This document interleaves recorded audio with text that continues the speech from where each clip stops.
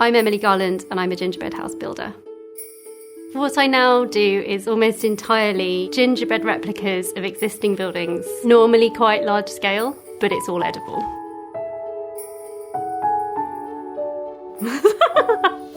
Sorry. Okay. I think I actually initially got into gingerbread because I wanted to do woodwork, but I also liked baking, and it's the perfect crossover between the two. And as soon as I realised that you didn't have to make just a standard shaped house, you could make anything, then I got completely hooked. Some of the things I get to make are epic and I love all of them.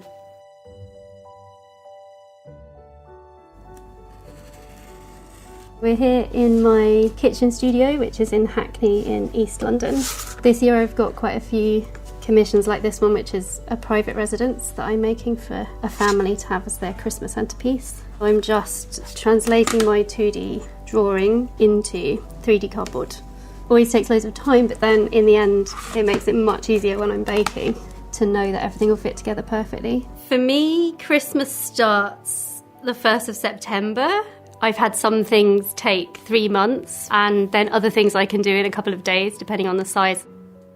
All of November and December is back to back every day. Sometimes one day off a week, but rarely. And I accidentally do it every year because it's the season. I'm just going to put these bits together roughly so I can start working out the angles of the roof pieces. Then it means I can easily take it apart again without damaging the cardboard, because I'm going to be needing them for templates to cut around.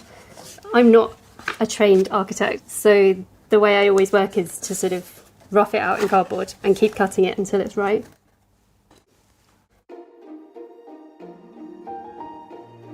This is the first step of making my dough. I'm going to melt together all of the sugars. Brown sugar, treacle, and syrup, my spice mix. Basically, whenever I come across gingerbread in the wild and I try it, it's not gingery enough. I feel really strongly that the one thing you want from it is that you can taste the spices. I've adjusted the recipe over the years. It's probably maybe at least 3 times the amount of spice that they had in the original, because I just wanted it to taste more spicy.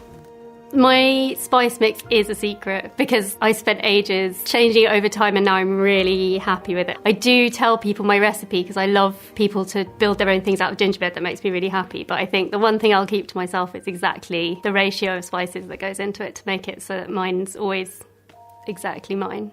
I have a recipe that doesn't have any raising agent in it, so it's got no eggs and no bicarb or anything that would make it puff up in the oven. That means that when I roll it out really flat and cut the shapes out, I know they'll hold their shape in the oven, which is really important. And it's quite a strong structurally, but not too tough to eat it. I think it's quite a nice balance. I've spent a long time working on my dough recipe. So my biggest tips for people who are starting out trying to make a house at home would be to make sure all of the pieces are baked to the same amount. If you're trying to just build a gingerbread house, but one of the walls you didn't realise was slightly underbaked, the whole thing won't work. So I have a special rolling pin that I use, which has these rollers on, so you can change these to have different thicknesses. But I find them really useful, or you can use dowels to keep it completely even as you're rolling it out. There are some tools that I use. I think of them more like carpentry tools now. I've got 2 very good quality knives, and then the zester, that's my favourite tool. And I use these miniature silicone spatulas that are pointed, which I sometimes use those as a sort of trowel, like a bricklayer might use to build a wall, and you can pick up icing with it. But also the tip of it means that you can really tidy up edges. So some of the pieces are easier to cut than others. The smaller the pieces, the harder they are. So now I've cut the pieces out, it's time to put them in the oven. Because I cut them directly onto the sheet, I just carefully slide it on, and then it's ready to go. The next step is to make the glue, which is also the icing, which is water mixed with meringue powder, which is basically dried egg white. And then while that's whisking together, I sift the icing sugar ready to put in. The egg white in royal icing is the key ingredient because it makes the icing completely set, really solid. What I'm going to do once it's mixed is just dye some of it with food colouring to sort of match the colour of the gingerbread. Just have brown icing for all of the joints, so it makes it very slightly less noticeable. And then I use white for decorating and for around the outside, and there's snow if you want snow on the ground, that kind of thing. So I just add the icing sugar really gradually, and then I'm going to whisk it on high for about 5 minutes. This consistency works really well as the glue.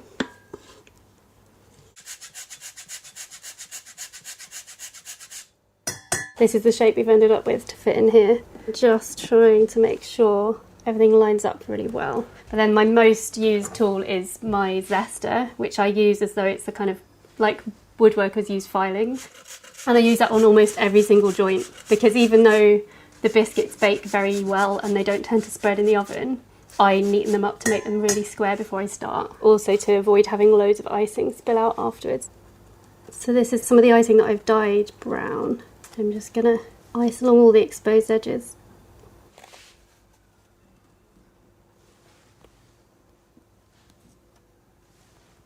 So I'm just going to add this little side roof piece here. Just going to file these down a bit before I start.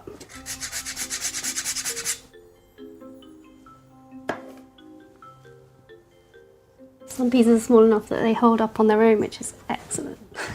When I'm doing the big pieces at the beginning, I have to use a lot of jars and stuff to help hold it up. The icing, although it sets really solid, it takes a good couple of minutes before it's got a good purchase on the pieces. So it's all sort of a balance. Once it's in place, I tend to leave things for about 24 hours before I'd say it's all completely solid.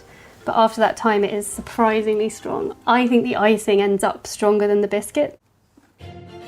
I make edible piñatas, so that whole thing's made out of biscuit and then full of sweets. Once it's all covered in icing, it becomes really surprisingly difficult to smash.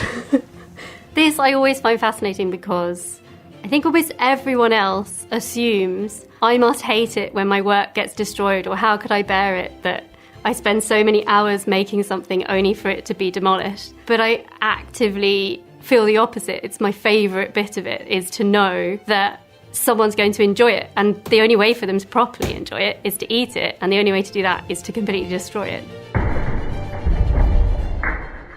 It's just part of it, and I think it's almost more joyful to be making something so temporary. I love seeing people smash them to bits. It brings me so much joy because I know that then they're properly enjoying it.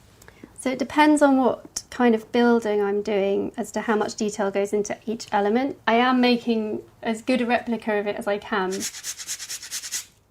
but in the end it is biscuit. I want to retain the sort of essence of the building, and so it can be instantly recognisable. With this one, I think we're pretty close to the real thing. I'd say nowadays about half my work gets eaten and half of it doesn't, and it just stays on display, which I find quite odd. But I still think it's important to use my same recipe, because if I wasn't making it actually delicious, what's the point? I'd just make it out of wood or something.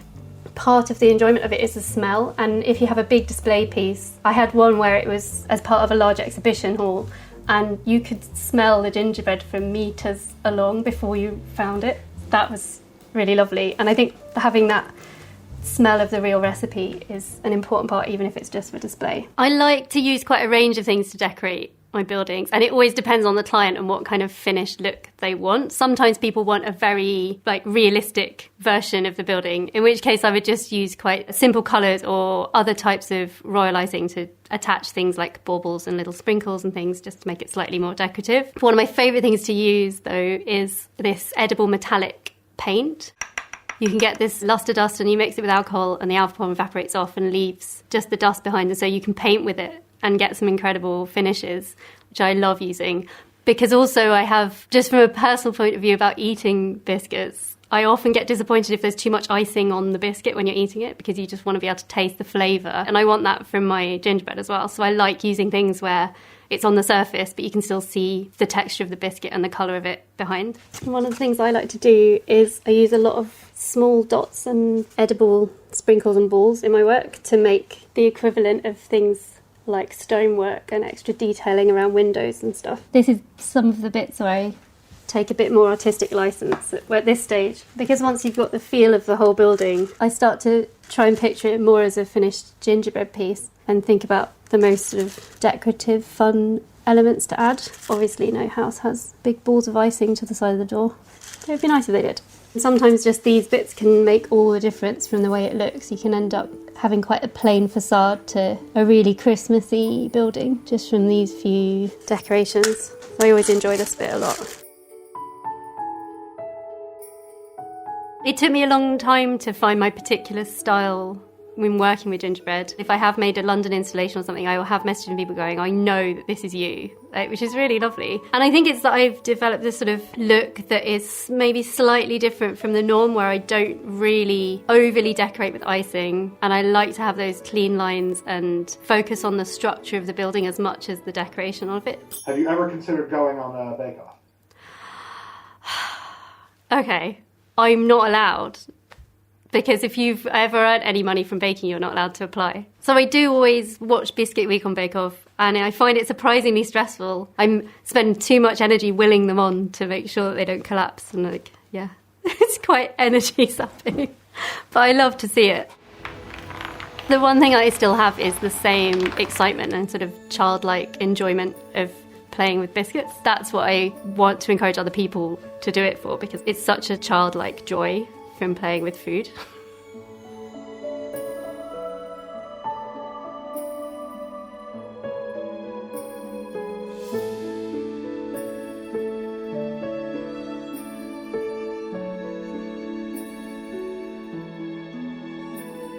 To anyone who's thinking about making a house this Christmas, I would say just have loads of fun with it. Maybe try and make something a little bit different out of gingerbread and have a really happy Christmas.